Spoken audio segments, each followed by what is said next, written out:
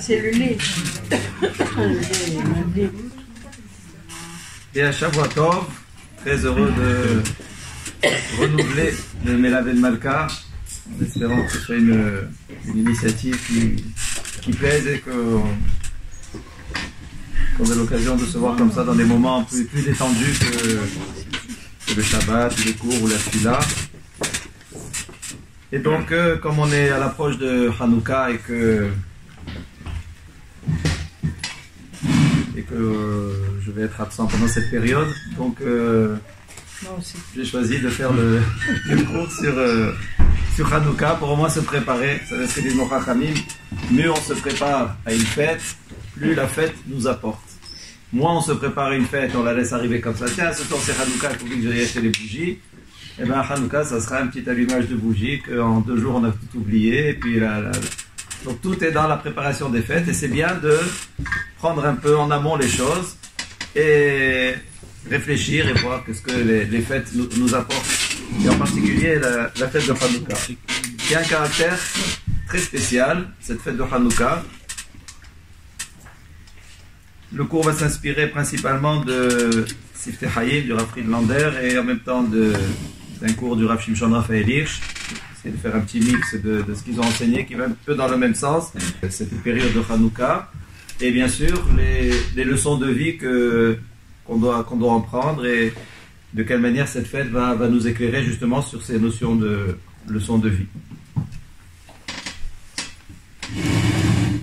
Il y a plusieurs remarques qui donnent un peu la spécificité de cette fête de Hanouka. C'est d'abord que Chachamim compte les exils. Après l'Égypte, il y a eu l'exil de Babel, de Babylone, ensuite l'exil de Perse, donc c'est l'époque de Purim, et ensuite il y a Galut Yavan, l'exil de Yavan, et on finira par le 4e exil, celui dans lequel on est encore, Galut Edom, l'exil de Edom, qu'on appelle Rome, mais fait de côté Esav, descendant de Esav. Le seul exil qui a eu lieu en Eretz Israël, c'est l'histoire de Hanouka. Galut Yavan, on appelle ça un exil, alors qu'on était sur notre terre, alors qu'il y avait le Beth Amikdash. On était, vous pouvez dire, dans des conditions, juste que politiquement on était dominé par... deuxième Beth Amikdash, les Juifs ont toujours été dominés par des nations, c'était les Perses, les Mèdes, ensuite Yavan, la Grèce, et ensuite les Romains, jusqu'à ce qu'ils détruisent le temple et qu'ils nous envoient vraiment en exil. Mais, donc toute la période du deuxième Beth Amikdash, qui a duré plus de 4 siècles, les Juifs n'avaient pas une autonomie en Eretz Israël, une autonomie politique. Mais on était en Eretz Israël et il y avait le Beth Amikdash. Et quand même, ça s'appelle Galut Yavan. Ça s'appelle un exil. Et une deuxième remarque aussi qui est la particularité de cet exil, de cette fête, qui va se traduire par une fête, c'est que tous les oppresseurs du peuple juif avant l'histoire de Hanouka, c'était d'abord l'Égypte, Mitzraïm, ensuite Babel, Babylone, c'était les enfants des descendants de Ham. Vous savez que Noé a eu 3 fils, Shem, Ham et Yafet. Et Mitzraïm, Canaan, les peuples qui habitaient la terre d'Israël, l'Égypte, Babel, etc., tout ça c'est des descendants de Ham, alors que les Grecs sont des descendants de Yafet. Ça veut dire que ça nous change si c'est des descendants de Ham ou des descendants de Yafet. De toute façon, c'est pas la famille, c'est pas Shem. Mais ça change beaucoup. Parce que Yafet, quand Noach a béni ses enfants, après l'histoire où il a été découvert, etc., il a maudit Ham et il a béni les 2 autres fils qui ont protégé son honneur, Yafet et Shem. Nous, on dépend de Shem, bien sûr. Et pour Yafet, il a dit Yaft Elokim Yafet, qu'il a beauté. Yafet, ça venait du mot de la beauté. Ishkon be'ahole Shem. Et il résidera dans les tentes de Shem. Donc Yafet a eu une très belle bracha de Noach, que Yafet allait être ce qui est beau, et qui allait être pour les tentes de Shem. On va essayer de comprendre quel est le sens. C'est-à-dire que on est déjà avec cette bracha de Yafet dans un peuple, une civilisation qui va rechercher le raffinement. Alors que Ham, qui a été maudit, c'est resté des peuples, en tout cas à l'époque, qui n'ont pas fait avancer l'humanité, qui étaient des peuples presque avec une vie très simple, de manger, boire, faire la chasse, la pêche, voilà, se débrouiller juste pour vivre, pour survivre, comme on a les histoires du monde antique, l'Antiquité. Voilà, c'était ça un peu Ham. Et Ham, sur des siècles, n'avait pas évolué. Et donc, quand il y avait exil en Égypte ou exil en Babylone, c'est vrai que c'était des puissances, mais il n'y avait pas de raffinement. Il n'y avait pas d'esprit élevé. C'était une vie très bestiale, très terre-à-terre. Et donc, le combat des Juifs, le combat entre guillemets, la lutte, l'opposition qu'il y avait entre Am Israël et ces peuples qui ont oppressé le peuple juif, c'était un problème de survie. On en voulait à leur vie. L'Égypte a voulu anéantir le peuple juif. Nabucodonosor aussi, avec les Babyloniens, les a exilés. Il a voulu aussi anéantir l'histoire de Purim. La Xéra de Purim, c'était Kelaya, c'était l'extermination. C'était un problème donc de survie du peuple juif. On vit ou on vit pas, et eux voulaient complètement nous détruire. C'était pas plus haut que ça. Il n'y avait pas de... Les Juifs, on les aime pas, mais on veut les détruire, il ne faut plus qu'ils existent. Quand on arrive à Yavan, Galut Yavan, tous les Mfarshim disent que Galut Yavan, il n'y a jamais eu une volonté des Grecs de nous détruire physiquement. C'était tout à fait un autre combat, tout à fait une autre opposition entre Am Israël et Yavan, et justement parce que les Grecs étaient dépositaires de ce raffinement, de cette pensée, de cette chokhma, de la philosophie, de l'avancée artistique, de l'avancée du corps, le sport, les Jeux Olympiques, toutes ces choses-là, ils ont fait avancer le monde. Et là, il y a eu opposition entre Am Israël et les Grecs. Et donc, ce n'était pas du tout une opposition physique. C'était une opposition, qu'on va essayer de comprendre un peu plus profondément, une opposition de l'ordre de l'esprit. C'était ce qu'on appelle Galut Rouhani, un exil spirituel.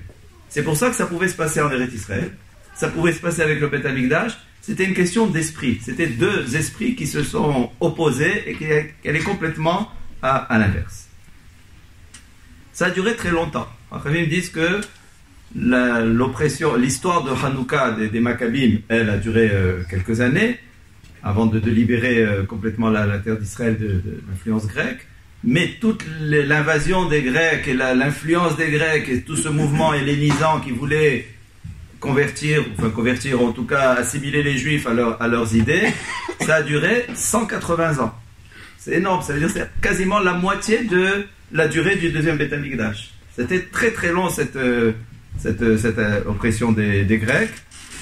Et donc en tout cas il y a une notion de galout, c'est intéressant à comprendre, notion de galout spirituelle qui ne dépend pas du pays où on est, qui ne dépend pas des conditions de vie, qui dépend simplement d'influences extérieures et qui font que avec Eretz Israël, la Kedusha d'Eretz Israël, le Beth Amikdash, on s'appelle quand même en galout.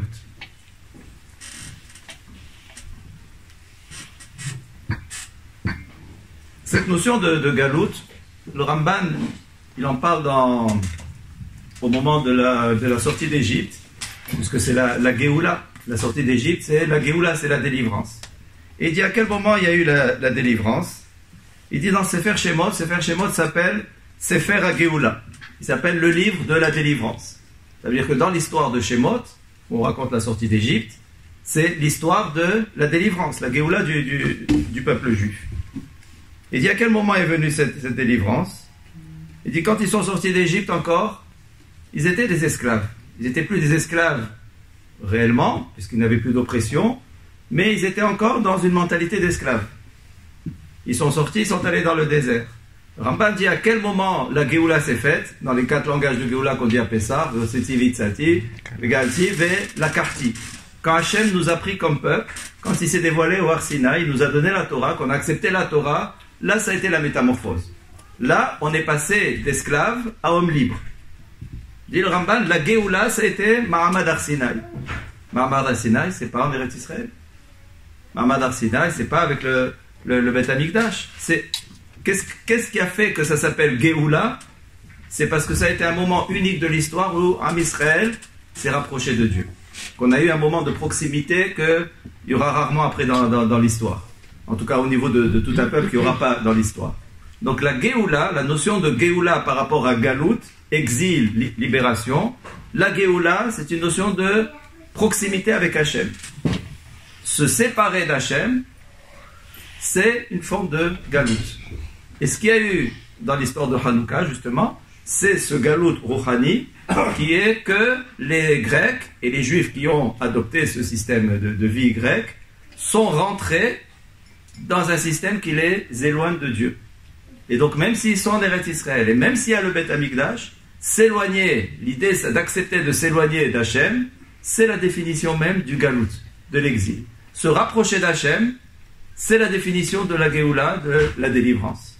Et donc toute l'histoire de Hanouka va nous montrer qu'est-ce que c'est la délivrance à travers ce qu'ont fait Matatia et ses enfants, les Maccabim, qui vont être pas comme on raconte aujourd'hui que c'est des Giborim, c'était des héros et qu'on a fait les Maccabiades et qu'on a complètement détourné toute l'idée du message qu'ont eu les Maccabim en justement, on a pris les Maccabim et on les a rendus des Grecs, des forts en sport, les Jeux Olympiques c'est les Maccabiades, c'est devenu un peu l'équivalent.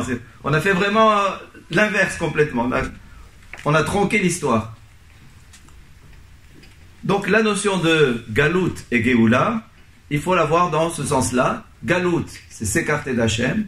Géoula, dès que l'homme est proche d'Hachem, dès que le peuple juif se sent proche d'Hachem, qu'il y a la Shekhinah avec lui, c'est ça la libération. C'est comme ça qu'il vit vraiment. On va bien sûr essayer de comprendre quel est le sens de tout ça.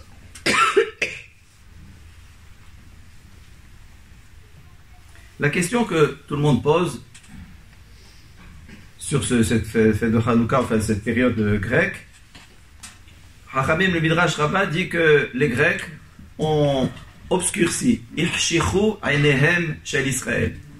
Les Grecs ont obscurci les yeux d'Israël. C'est-à-dire que le Midrash donne les différentes galouyotes, les différents exils, je vous lis. Donc, il y a il cite le pasuk, Ve'aretz haïta tohu vavohu. Dans la création du monde, la terre était tohu bohu, comme on traduit. Et le Midrash dit Tohu, la terre était Tohu, c'est Galut Babel. C'est l'exil, c'est une allusion à l'exil de Babylone. Sheneemar, Ra'iti et Haaretz veine Tohu. Comme il est dit, donc le Midrash justifie, d'où on sait que Tohu c'est Babel, parce qu'il y a un autre verset qui dit Ra'iti et Haaretz veine Tohu, j'ai vu la terre, on parle de Babylone, et c'était Tohu. Donc on voit que Tohu, le terme Tohu est lié à Babel, et donc de là on apprend que parmi les exils d'Israël, il y aura un jour Babel. Vavohu, le deuxième terme, c'est Malchut Madai, c'est les Perses. Sheneemar, Vayavhilu lehavi et Aman.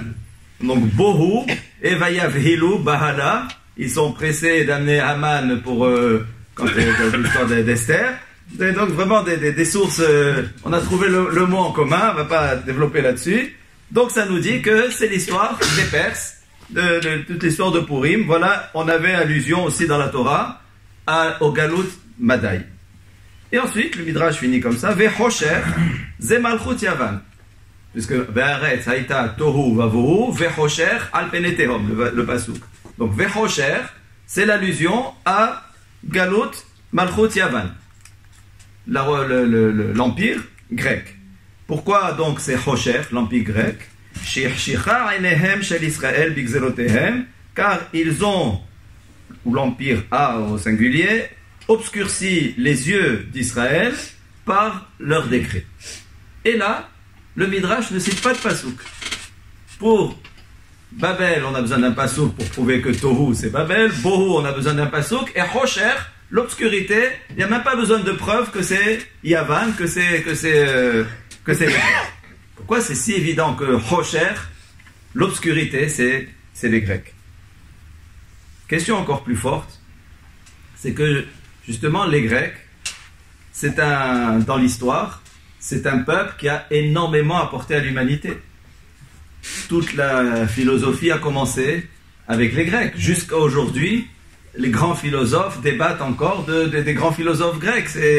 C'est eux qui ont amené ce raffinement dont on parlait tout à l'heure. Ils ont développé le sport, ils ont développé les sciences, toutes les recherches scientifiques. Le premier peuple qui a fait tout ça, c'est les Grecs. Donc, c'est des gens qui ont extrêmement fait avancer le monde.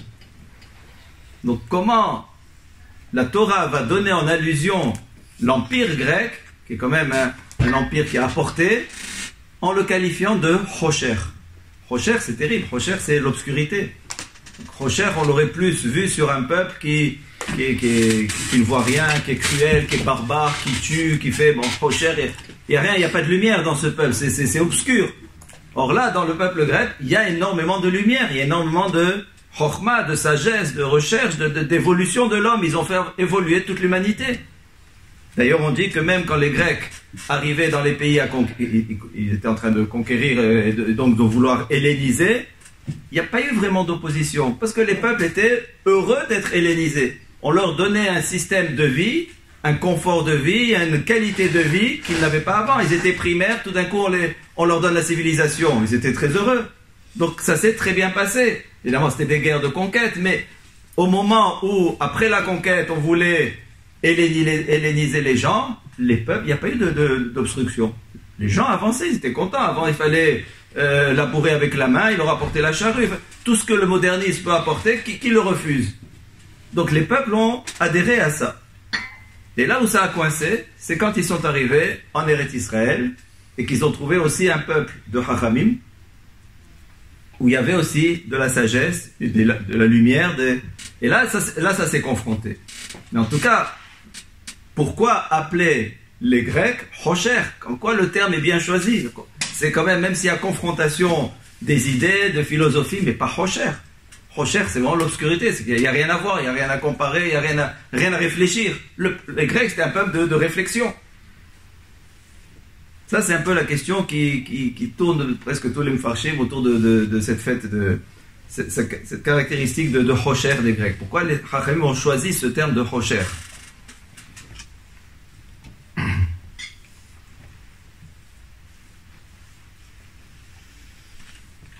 Quand les Grecs sont arrivés, ils ont colonisé le pays, est arrivé un événement où ils ont demandé aux Chachamim de traduire la Torah. Ce qu'on appelle les Septante, la traduction de la Torah des Septante, c'était sous l'influence, sous la domination grecque. Chachamim nous disent qu'il n'y a pas eu un jour terrible dans le peuple juif que ce jour où les Chachamim Israël devaient traduire la Torah en grec. Pourquoi? Très bien, regardez ce qu'on traduit aujourd'hui. On a des traductions, pourvu qu'on diffuse la Torah et le message de la Torah et l'idée de la Torah. Qu'est-ce qu'il y avait de mal? Même si ça pouvait être dangereux, mais c'était très très mal perçu. Les Chachamim ont dit que ça a été un jour terrible pour le peuple juif, que la Torah puisse être traduite en grec. Ce n'était pas interdit. Quand Noach a béni Yaphet, pour revenir à l'origine des Grecs, il a dit Yafet Elokim Yaphet, il a dit que le langage de la Grèce, le langage de Yaphet, sera le plus beau langage. Et selon la halakha, s'il y a un langage dans lequel on a le droit de traduire la Torah, c'est qu'en grec. Donc, il n'y avait pas un problème halachique ici. La langue grecque est assez belle, elle a reçu une bracha tellement belle que c'est une langue qui est apte à recevoir la traduction de la Torah. Donc, tout était bien. Et on voit que les Chachamim ont très mal pris cette traduction des Septante. Et pourquoi? Parce que les Grecs, quel était le victoire? Quelle était la dispute entre Am Israël, Chachmei Israël et les Chachamim, les sages de Grèce? C'est que les Grecs ont voulu, ils ont trouvé de la Chokhma chez les Juifs. Eux, ils étaient avides de Chokhma. Fallait, là où il y a de la Chokhma, donc ils ont trouvé des peuples barbares qui n'avaient pas de Chokhma, c'était pas compliqué. Ils ont trouvé la Chokhma chez les Juifs. C'est pas qu'ils en ont été jaloux, ils ont voulu quelque part se l'approprier. Il y a de la Chokhma, ça nous intéresse. Alors donnez-la nous. En soi, c'est pas un problème, tant mieux si les peuples avancent. Mais eux ont voulu s'approprier la Chokhma du peuple juif, la Chokhma de la Torah, pour la mettre dans leur système à eux. Et non pas de reconnaître que la Torah est divine et qu'elle a un sens et qu'elle a un message pour le peuple juif en particulier, pour l'humanité en général. Ils ont voulu complètement détourner le message de la Torah, mais prendre la Torah, s'il y a de la sagesse, on est preneur. Et quelque part, nous confisquer la Torah et la mettre à leur service et découvrir tout ce qu'il y a de beau dans la Torah. Comme beaucoup de gens, des fois, c'est merveilleux de voilà telle idée dans la Torah, c'est merveilleux. Mais c'est pas pour faire, c'est pas pour s'améliorer. Le concept est très intéressant, ce concept est merveilleux. Mais ça parle pas, ça nous touche pas. Voilà, on a de la chokhma, on a développé, on a mieux compris quelque chose. Et c'est ça ce que les Grecs voulaient faire de la Torah. Prendre la chokhma, rentrer dans cette sagesse et toutes ces discussions qu'il y avait avec les chachamim, rentrer dans la sagesse de la Torah, se l'approprier et enlever complètement le message divin que la Torah donne à l'humanité. Et c'est pour ça que les chachamim ont dit que c'était un jour terrible pour Israël. Qu'on détourne la Torah de sa destination, qu'on utilise des effets de la Torah pour son propre intérêt dans un but qui est complètement à l'opposé, ça c'était terrible. Qu'ils ne prennent pas la Torah, qu'ils ont leur système, nous on a notre système, on cohabite, on se respecte, c'est bien. Mais qu'on nous prenne nos valeurs spirituelles et qu'on les utilise dans leur système, ça c'était un jour terrible pour les chachamim. Donc qu'est-ce qu'ils n'ont pas accepté les Grecs dans le système de Torah? C'est que la Torah c'est Avodat Hashem, que l'homme est venu sur terre pour servir Dieu, et eux ont estimé que non, l'homme, la chokhma, c'est-à-dire tout le victoire va être à quoi sert la chokhma.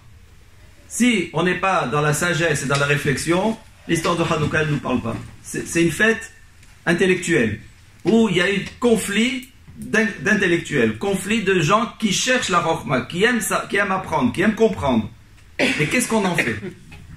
Ça a été ça tout le victoire de Hanouka, toute la dispute, la contradiction des deux peuples, ça a été qu'est-ce qu'on fait de la chokhma? À quoi sert la chokhma? Et les Grecs ont, dans la chokhma, qu'est-ce qu'ils y ont vu? La supériorité de l'homme. Que la chokhma sert à améliorer notre façon de vivre. Si on fait des progrès technologiques, évidemment, on est tous plus heureux, la vie est plus confortable. Si avant il fallait tout lever à la main et que maintenant on a des voitures pour se déplacer, qui c'est qui va se plaindre de ça? Ou avant, on a parlé avec ma femme avant, il y a une trentaine d'années, quand on allait à Yeshiva, on avait des valises, je ne sais pas si vous vous rappelez, on priait pour que la poignée elle se casse pas, et c'était hyper lourd, et ça s'ouvrait, je ne sais pas si vous vous rappelez de cette période, moi, ça m'a traumatisé, ça m'est arrivé une ou deux fois. Qui aujourd'hui a des valises? Aujourd'hui on a des petites roulettes, on est là sur des valises de 30 kilos, on sent rien, on est là comme ça, on se balade, alors qu'on était... Qui va se plaindre du modernisme? C'est magnifique, on n'hésite plus. Ça c'est les Grecs, on en profite bien on va dire, mais c'est ce qu'ils apportent à l'humanité. La chokhma est là pour améliorer la qualité de vie et améliorer la vie de l'homme, améliorer aussi l'intellect de l'homme, faire que l'homme ait des meilleures conditions de vie, mais pas que l'homme devienne meilleur. Et la sagesse, la chokhma, toute cette philosophie de vie et de compréhension de la vie et du sens de la vie n'a pour but que d'améliorer la condition de vie de l'homme. Tout le monde est à la recherche du bonheur. Mais eux ont défini le bonheur que par rapport à l'homme, et donc l'homme, quelque part, ils l'ont comme divinisé. L'homme, c'est-à-dire, la force, c'est l'homme. Par l'intellect, l'homme peut tout résoudre. Il suffit de lui donner une équation, il va se casser la tête, on va demander au sage, et on va trouver la solution. L'homme est là c'est le seul qui possède la chokhma dans la création. Par sa chokhma, il doit arriver, et c'est un défi extraordinaire, il doit arriver à améliorer sa qualité de vie, à améliorer ses conditions de vie, et faire que l'humanité avance. Mais c'est ça le centre, c'est ça le but. Arrivent les chachamim Israël, et ils disent non. C'était pas moins chachamim, comme vous pouvez le comprendre. Des grands chachamim de l'époque, imaginez, on est dans l'époque des débuts des Tanaïm, c'était Anshek Neset Agdola, et ensuite les Tanaïm. Donc on a affaire à des chachamim Israël d'un calibre extraordinaire, qui rencontrent les Grecs, qui profitent des avancées des Grecs, qu'ils ont inventé, les ponts, l'architecture, tout le modernisme. Israël en profite. Mais les chachamim disent, la chokhma n'a pas été donnée pour ça. Hachem n'a pas donné la sagesse à l'homme pour ça. C'est bien de le faire, mais ce n'est pas une finalité. Ce n'est qu'un moyen. Ce n'est que le moyen d'améliorer ses conditions de vie pour mieux servir Hachem. Mais ce n'est pas un but en soi.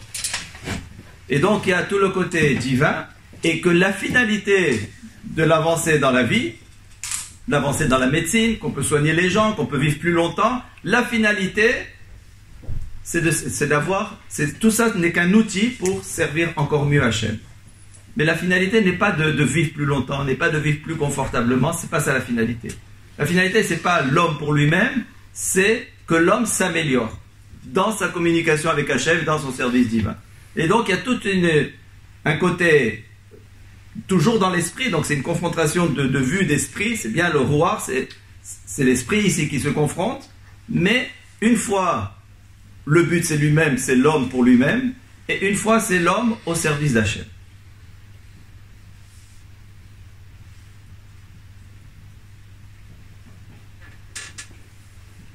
La Gemara dit par exemple, Tachlit Chochma, Teshuva ou Maasim Tovim. La vision juive, Tachlit Chochma, le but de la sagesse, c'est Teshuva et Maasim Tovim. Gemara dans Brachot. C'est de faire Teshuva et de faire des bonnes actions. C'est-à-dire, nous, les juifs, quelle est notre vision des choses? Pourquoi on demande à Hachem la sagesse? À quoi on réfléchit? Sur quoi on se casse la tête? Tous on se casse la tête sur quoi? Toujours pour résoudre les problèmes qui nous arrivent. Pour améliorer notre vie, pour éduquer nos enfants, pour vivre un couple bien, pour toutes les tensions qui sont là, les menaces qui sont là. La Chokhma, elle est là chez l'homme pour pouvoir se mesurer à ces défis et essayer de résoudre. Et la Gemara nous dit Tachlit Chokhma. Pourquoi Hachem nous a donné la Chokhma? Bien sûr pour nous débrouiller dans la vie et pour survivre. Bien sûr, mais c'est pas le Tachlit. C'est un moyen aussi. Il faut survivre, il faut gagner sa vie, il faut être en bonne santé, sinon alors il n'y a pas de vie. Mais le Tachlit, c'est pas ça. Tshuva ou Maasim Tovim. Le but qu'Hachem nous a donné de l'intelligence, c'est de faire Teshuva et d'améliorer nos Maasim Tovim, de faire mieux. C'est-à-dire, c'est de progresser. Progresser spirituellement. C'est le but de la Chokhma. C'est pas le but de la crainte de Dieu, le but de notre vie sur terre, le but de la Chokhma même. Hachem nous a donné de l'intelligence.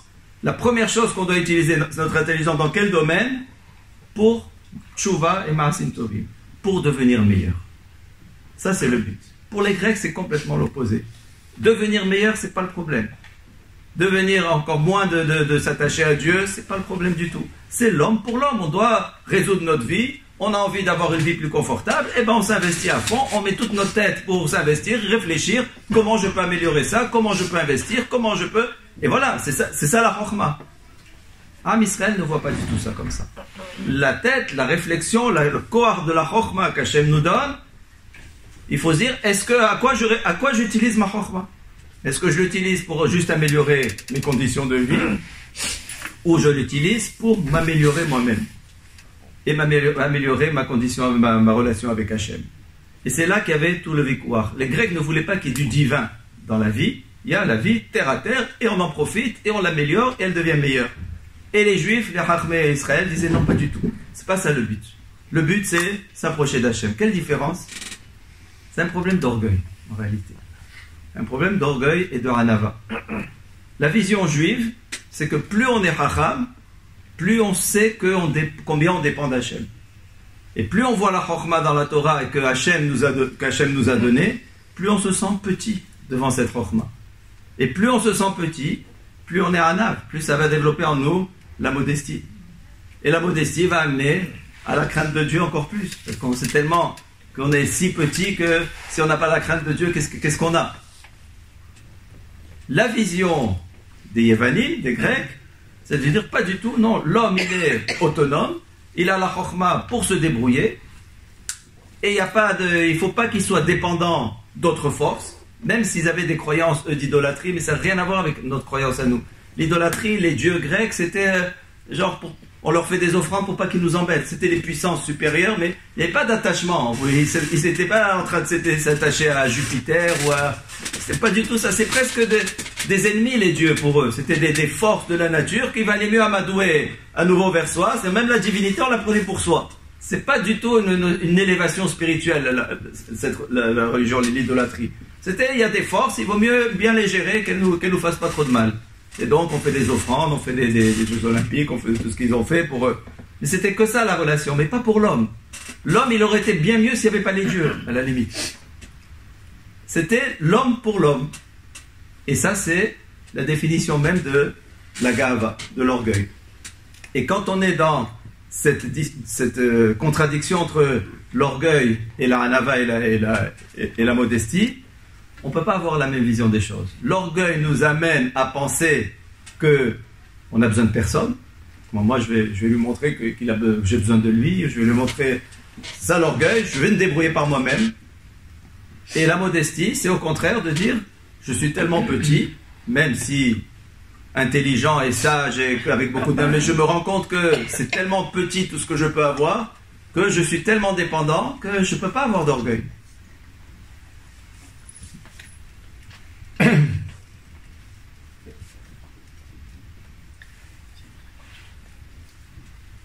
Et donc voilà pourquoi on a appelé ça Chosher. Chosher, c'était l'obscurité, parce que ce qu'ils ont voulu faire les Grecs en nous hellénisant, c'est nous enlever toute cette approche divine de la vie et d'avoir une approche que intelligente de la vie mais sans la divinité. Et ça c'est Chosher. Ça c'est Chosher. Chosher, ça veut dire que dans le sens, quand il fait obscur, on ne voit pas. Et les Chachamim disent que ça veut dire on ne voit pas. Am Israël on doit se voir et être vu. Veraou, il y a une notion Veraou. Les peuples vont voir Kishem Hashem Nikra Alecha, que le nom de Dieu est sur toi. Il y a une notion pour exister. Am Israël existe parce que il est vu. Et quand il sait qu'il est vu par le message qu'il a, c'est ça qui le grandit. Il y a une notion, il faut voir, il faut être conscient. Il ne faut pas cacher les choses. Et donc cette différence entre le peuple juif et les nations, les Grecs ont voulu couvrir ça. On nous prend la Torah, on nous prend ce qui est notre valeur, on la met au service de la chorma grecque, simplement de l'intelligence et de l'intellect, et vous les juifs, vous n'existez plus. C'est dans ce sens que ça a été un premier niveau de Chosher. Il ne faut plus que vous existiez en tant que juif, ça n'a pas de sens d'exister en tant que juif. Vous avez de la chorma, utilisez votre chorma pour vous-même. Pourquoi vous avez besoin d'autre chose? Et pour l'annuler, parce que Chachamim disent par leurs décrets, les Grecs ont fait des décrets sur le peuple juif. Donc déjà, il y avait un premier niveau d'exil, avant même les décrets, il y avait un premier niveau d'exil et de Chosher par rapport à ce qu'on vient d'expliquer. Et pourquoi ça a marché? Ça a marché jusqu'à l'histoire de Hanouka, comme je dis, ça a duré 180 ans, c'est que les dernières années, l'histoire de Hanouka. Ça a été sur quelques années aussi, c'était pas si rapide, mais ça veut dire qu'il y a une très très longue période où les Grecs ont réussi à helléniser. Parce que quand il y a la volonté d'un peuple à changer l'autre, mais qu'il y a aussi la volonté de la victime, entre guillemets, de suivre, beaucoup de juifs ont été séduits. Après, ce qu'il nous propose, c'est bien, on va améliorer nos qualités de vie, nos conditions de vie, c'est tellement bien, on va sortir d'un système. Il dit, ça c'est le halila, c'est le galout où on se met soi-même. Comme on répète, on était en Eretz Israël, il y avait le Beth Amikdash, il n'y avait pas de raison de devenir en galout, en tout cas un galout de l'esprit. Mais que les Grecs sont venus nous influencer, on va dire c'est de bonne guerre, c'est ce qu'ils voulaient. Mais que nous les Juifs, on a adhéré à ça. Et même les Juifs hellénisants commençaient à presque obliger les autres qui voulaient rester fidèles à la Torah à s'assimiler. Ça, il dit, c'était la pire des choses. Quand il y a ces deux ingrédients, l'oppression et la volonté même de l'intérieur de se convertir ou de s'assimiler, c'est un vrai galout. On a beau être en Eretz Israël, ça s'appelle un vrai galout. Et c'est soi-même, nous-mêmes, qui nous sommes mis dans ce galout, par la séduction. C'était très séduisant ce système grec. Qui n'est pas séduit aujourd'hui de toute la modernité et tout. Et de temps en temps, on a tendance à glisser. Tu dis, ben, heureusement qu'il y a ça, tu te rends compte, et puis à cause de ça, on néglige autre chose.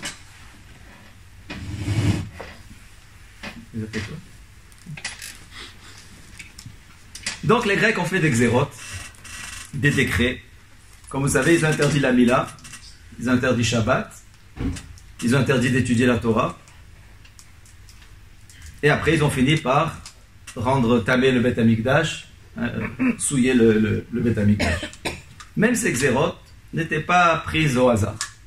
C'était tout ce qui pouvait nous différencier de leur philosophie, enfin, de la philosophie à laquelle ils voulaient qu'on adhère. C'est-à-dire, Am Israël, c'est ce peuple qui, choisi par Hachem, doit représenter la Kedusha. Il y a un paramètre dans le monde que nous, le peuple juif, on véhicule, c'est que le monde, le but du monde, c'est d'atteindre la Kedusha. Cette notion de Kedusha, qui n'a pas été donnée aux autres peuples. Et là, il y a quelque chose, un sujet qui est toujours très délicat. Dès qu'on stigmatise, ça c'est pour les juifs, c'est pas pour les goïs. Par exemple, on va en parler tout à l'heure. Quand les Chachamim disent Goy chez Shabbat Hayav Mita, un goy qui fait Shabbat, il est passible de la peine de mort. Ça, c'est dur pour tout le monde. Ce qu'il y a, il veut faire Shabbat, laisse-le, qu'il fasse Shabbat. Pourquoi on dirait qu'on est sectaire, il n'y a que nous, pas les autres. C'est une vision très très antisémite un petit peu de vous prenez pour la... Et les autres, quoi, ils ont pas droit. Dès qu'on sectarise comme ça, on est un peu gêné. Et donc les Grecs, on va l'expliquer tout à l'heure, donc les Grecs, qu'est-ce qu'ils ont vu? Qu'il y avait certaines particularités de Kedusha dans le peuple juif, c'était à ça qu'il fallait s'attaquer. Là où il y a la Kedusha, il fallait s'attaquer. Chez nous, le temps est Kadosh, c'est le temps du Shabbat. Il y a les jours de semaine qui sont Chol, on traduit ça profane, mais bon, c'est les jours de semaine, on peut travailler, on peut faire tout ce qu'on a besoin. Shabbat, on s'arrête. Shabbat, ça s'appelle Hot, c'est un signe, Hot hi beni u benechem, c'est un signe entre vous et moi, c'est un moment de proximité avec Hachem, de Kedusha. Ça, c'est dans le temps. Parmi les peuples, Am Israël et Kadosh, les autres peuples n'ont pas cette Kedusha. Qu'est-ce qui nous différencie? C'est quoi Kadosh? C'est notre Neshama. Le Neshama d'un juif n'est pas la même Neshama qu'un non-juif. En tant qu'homme, on est tous les mêmes. On est tous aussi à l'image de Dieu. Même pour les nations, mais pas la Neshama. Il y a une Kedusha dans le Neshama d'un juif. Quelqu'un qui n'est juif ou qui se convertit, il prend une Neshama qui est une Kedusha qui n'ira pas chez les autres. Ça, les Grecs ne voulaient pas non plus. Il ne faut pas toucher à... Pourquoi vous êtes plus Kadosh que nous? Ils nous ont interdit la Mila. La Mila qui est une mitzvah qui touche le corps pour la Kedusha, l'alliance, le Brit. Non, pas de Brit, pas d'alliance. Vous êtes comme nous, il ne faut pas que vous soyez différents de nous. La Torah, c'est bien sûr, si les Juifs continuent à étudier la Torah, ils vont être toujours connectés. S'ils sont connectés à l'enseignement d'Hachem, ils vont revenir au divin, ils vont revenir à la Kedusha. C'est la chose sainte par définition, la Torah. Donc tout ce qui est Kedusha, il fallait enrayer.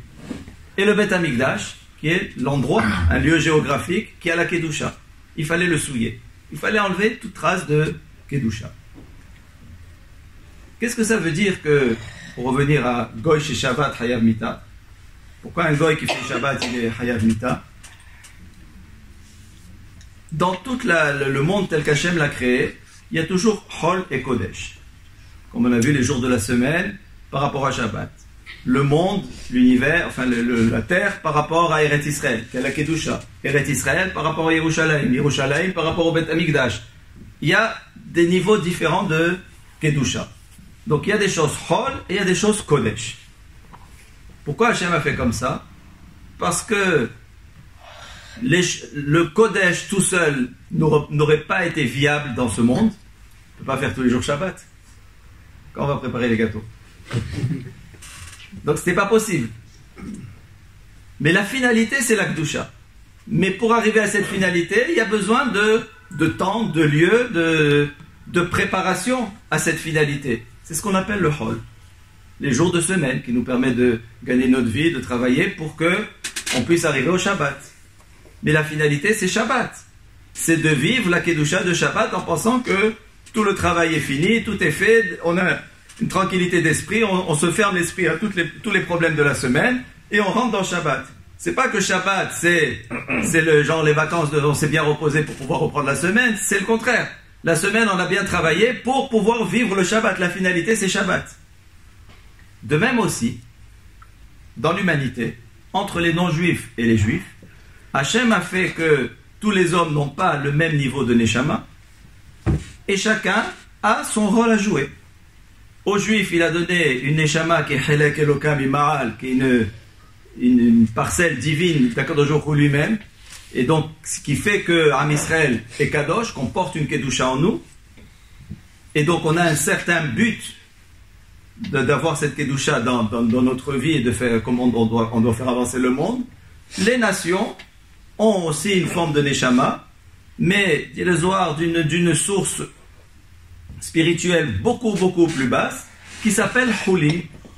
Même si c'est un peu divin, évidemment, si c'est une âme de vie, il est à l'image de Dieu, mais c'est pas du tout le même niveau. Et donc, si quelqu'un n'utilise pas ces outils pour le but qu'Hachem a fixé, il ne mérite pas de vivre. Alors, nous, on voit mal les choses. Comment un goy qui veut faire Shabbat, on dit non, tu fais Shabbat, tu es avec nous, même les gens qui sont sur la voie de conversion, tant qu'ils ne sont pas convertis, il ne faut pas qu'ils fassent Shabbat. Il faut qu'une fois dans la journée, ils allument la lumière, une fois ils portent. Il ne faut pas qu'ils fassent Shabbat. Pourquoi? Parce que tant qu'ils n'ont pas la Neshama juive, ils ont une Neshama qui est quelque part Hol, c'est pas son but, c'est pas adapté à la Kedusha de Shabbat. Et dès qu'on met des choses qui ne sont pas adaptées, c'est comme si je mets un appareil de 12 volts sur le courant électrique, il va sauter. C'est ça, Goy Hayamita, c'est pas sectaire. Et puis, vous croyez que chez les juifs, il y a pas, combien il y a de choses aussi sur lesquelles on est Hayamita? Nous, on a 613 mitzvot. Nous aussi, quelque part, on nous fait peur avec ça. Tu as fait comme ça, tu as pas fait comme ça, tu es Hayav Karet, Hayav Mita. C'est des conditions, c'est pas une vision sectaire. Ah, voyez, vous êtes contre une vision, les juifs, peuple élu, par rapport. C'est pas du tout ça. C'est Hachem nous a créés tous avec certains outils. On a les outils et on a la finalité de l'outil. Chacun doit l'utiliser à bon escient. Et donc, le Hol, tout ce qui est Hol, que ce soit dans le temps, dans l'espace, les peuples ont leur but. Et c'est quoi le but des peuples? C'est justement de faire avancer l'humanité. C'est bien quand il y a des grands savants qui ont fait avancer l'humanité, qui ont fait des découvertes. C'est une bonne chose, c'est pas contre la volonté d'Hachem. Le monde doit avancer, c'est les outils. Mais la finalité, c'est la Kedusha. Si ces outils que l'humanité crée au fur et à mesure du temps va être utilisés dans la Kedusha, tout le monde a fait son job. Tout le monde a fait avancer. Si les outils que crée l'humanité, c'est pour aller dans le sens du contraire de la Kedusha, là on est tout faux. Et c'est comme ça qu'on comprend que le monde a beau avancer au niveau technologique, quand on demande est-ce que les gens sont plus heureux, c'est vrai, aujourd'hui on ne porte plus les valises comme avant, mais est-ce qu'on est plus heureux? Je ne crois pas. Les psychiatres, c'est le meilleur métier aujourd'hui. Tout le monde a des problèmes. L'homme n'est pas devenu plus heureux. Pourquoi? Parce que bien que on ait fait avancer l'humanité, c'est vrai, on vit plus longtemps, plus confortablement, plus tranquillement, il y a des aides sociales, on sait que même du jour au lendemain, on n'est pas complètement perdu, qu'on va mourir de faim dans nos pays. On a quand même un peu de tranquillité. Et pourquoi on n'est pas heureux?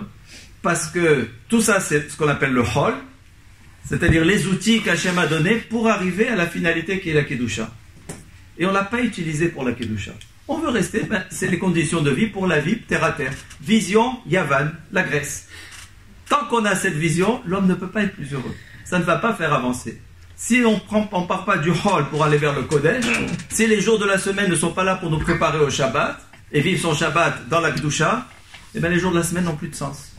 Et le travail qu'on fait, l'argent qu'on gagne, et les relations qu'on peut avoir, on ne comprend plus rien, les choses se passent mal, ça ne nous satisfait pas comme ça devrait nous satisfaire. Parce qu'on n'y a pas mis le sens qu'Hachem a voulu. Et c'était ça la confrontation Yavan et Israël. Oui, il faut de la chokma, oui, il faut faire avancer le monde. Mais dans quel but? Et le but, c'était la confrontation. Et c'est pour ça qu'ils ont voulu attaquer Am Israël, Bigzerotehem, sur tout ce qui fait, il ne fallait pas de Kedusha pour les Grecs. Oui, de la chokma, oui, de l'intelligence, oui, de l'intellect, oui, on développe, on fait des colloques, on fait des trucs, mais il ne faut pas que ça touche l'homme après lui-même, s'il s'améliore, s'il se travaille, s'il devient plus modeste. Au contraire, l'homme, il doit grandir, il doit être orgueilleux et fier et ne pas être dépendant.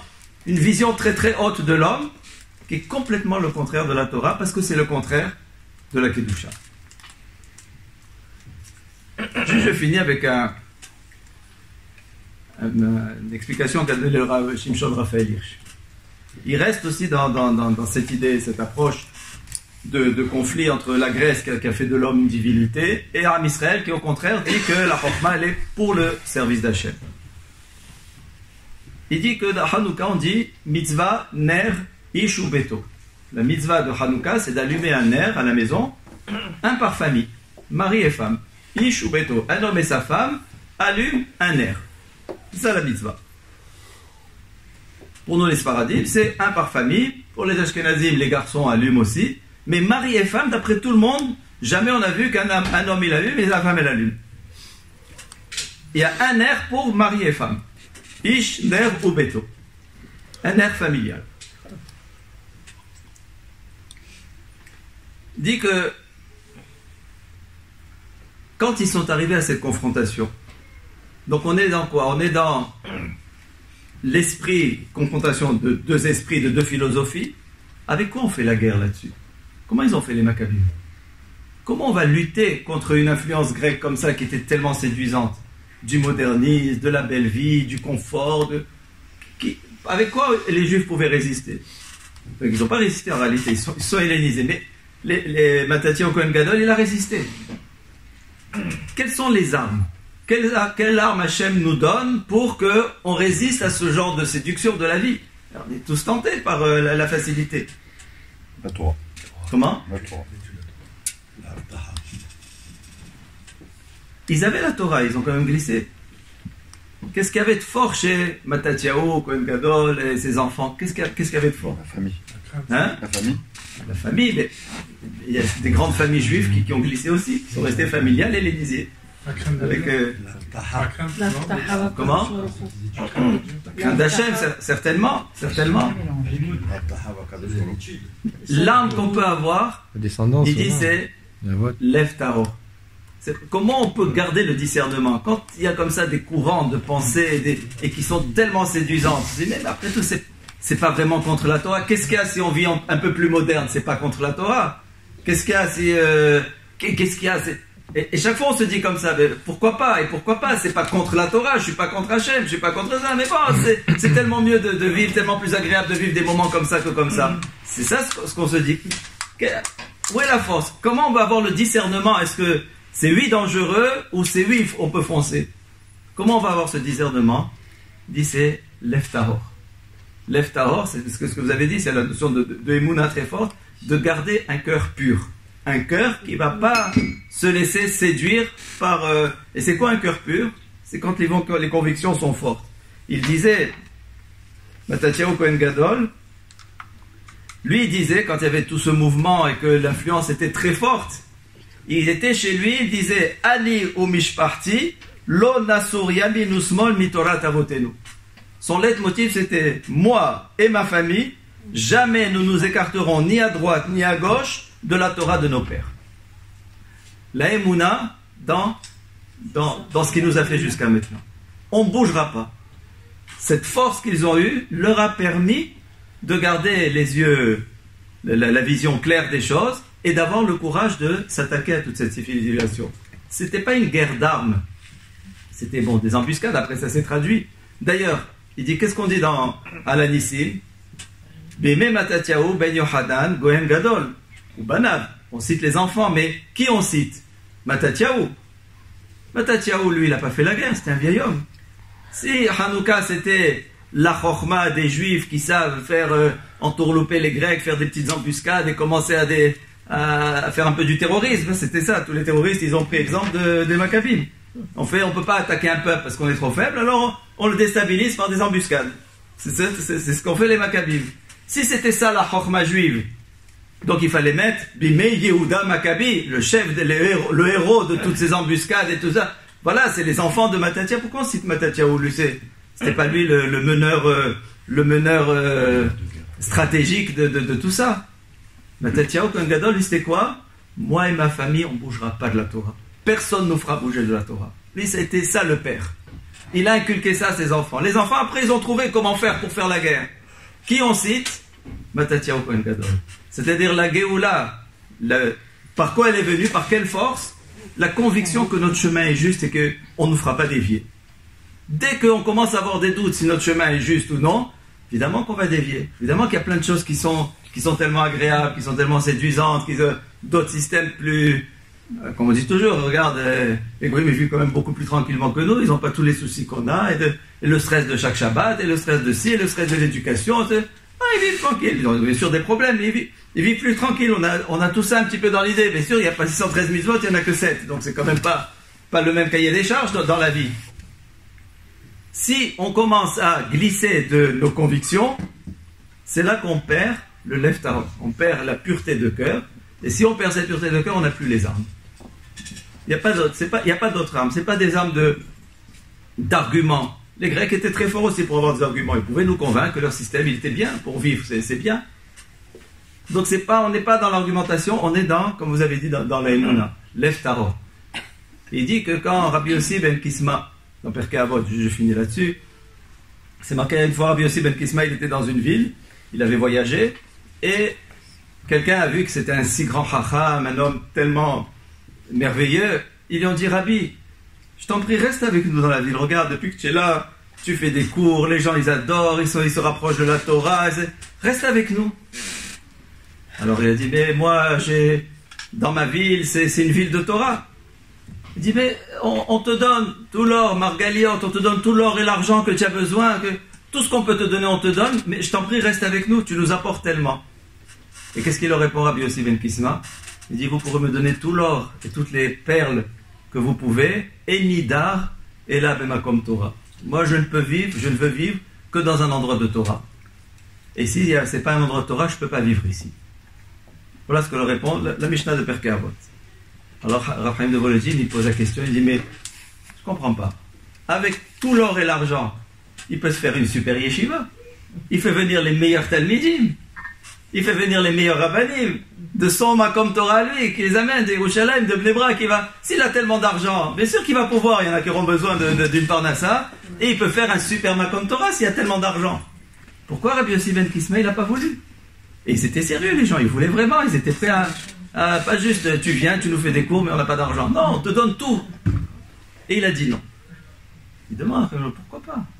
Voilà, on a fait un nouveau Makom Torah, on a fait quelque chose d'extraordinaire, et peut-être ça aurait fait du bien à la ville. Il dit non. Pourquoi il n'a pas voulu Rabbi Yossi ben Kisma? Parce qu'il leur a dit, même faire un Makom Torah ici, dans un endroit, il y a toujours des influences. Et si je fais, même si vous me donnez les moyens, et je fais un Makom Torah dans votre ville, mais dans votre ville, il y a des habitudes, il y a des mentalités, il y a un système qui fait que la Torah, elle ne s'est pas tellement développée d'ailleurs dans votre ville. Et donc si je fais un Makom Torah, ça va être bien, il va y avoir une yeshiva, il va y avoir de l'étude. Mais si je déconnecte, moi, de mon Makom Torah, le nouveau Makom, lui-même, il va subir les influences de l'endroit. On ne peut pas garder lev tahor, on ne peut pas garder son cœur pur, ses convictions pures, si on déconnecte de la source. Et donc, même si tu me donnes les moyens, ça ne sera jamais un Makom Torah comme le Makom Torah où moi j'ai vécu. Et donc, je ne peux pas créer ce Makom Torah parce que on est obligé de subir les influences. Et jusqu'à ce que les choses changent, les choses ne changeront pas. Il y aura des influences. Et donc, c'est quoi le problème de Rabbi Yossi ben Kisma? C'est exactement ça.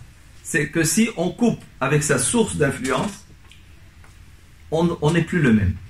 Même si on reste comme il était un Tana, même si on reste un Rosh Yeshiva, même si on a coupé avec sa source, on n'est plus le même, nécessairement on subit les influences. Et pour ne pas les subir, il ne faut pas couper de la source. C'est pour ça que beaucoup de rabbanim conseillent, si quelqu'un y va, maintenant les gens vont dans les villes, ils vont faire Zikoué Rabim, mais jamais de se couper de la source.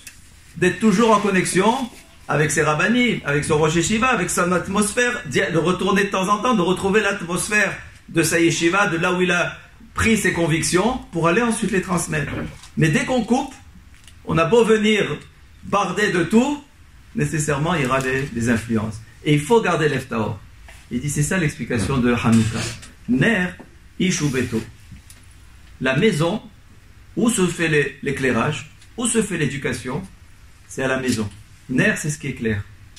À Hanouka, on éclaire à la maison, Si on a la possibilité, ça éclaire la rue, quand on le fait à la fenêtre. Mais d'abord, on éclaire à la maison, et on peut éclairer à la rue. Et ça, c'est le message de l'éducation.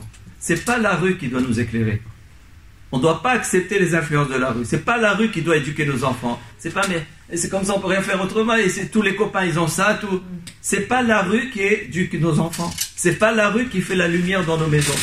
Ner Hanouka Ishubeto. Quand il y a ces confrontations d'influence, ces tensions de ce système ou pas ce système, qu'est-ce qui va donner la crainte de Dieu à nos enfants? Qu'est-ce qui va les maintenir dans le peuple juif comme on souhaite qu'il le soit? Il faut qu'on le sache, ce n'est que la maison. Personne d'autre. Aucun autre système, aucune autre école, aucune influence de la rue, aucun ami. C'est très bien, il faut une vie sociale, il faut le faire. Mais on doit être conscient que c'est Hanouka, Ner Ish ou Beto. C'est mari et femme qui font que la maison, elle est forte et que les enfants feront. Il n'y a pas autre chose. Si après, cette lumière, tant mieux, elle est belle dans cette maison, elle peut même éclairer l'extérieur et que les gens s'en inspirent, il est matov. Mais d'abord, c'est la maison. Ça, c'est Hanouka. C'est ce qu'on apprend des Maccabim, de Mattityahu qui a dit « Ma maison, elle bougera pas. Ils peuvent tous s'assimiler. Je serai la dernière maison où la Torah sera appliquée. » C'est ça la conviction dans ces luttes du roi, ces luttes de l'esprit, d'utiliser donc notre Chokhmah pour ça, pour la Kedusha. La Kedusha, c'est le Shalom Bayit. La Kedusha, c'est l'éducation des enfants. La Kedusha, c'est s'améliorer, d'avoir des bons comportements, améliorer ses midot. C'est ça la Kedusha. Et ça, c'est le but du peuple juif. Et c'est Be'at Hashem, la victoire de Hanouka. Bravo.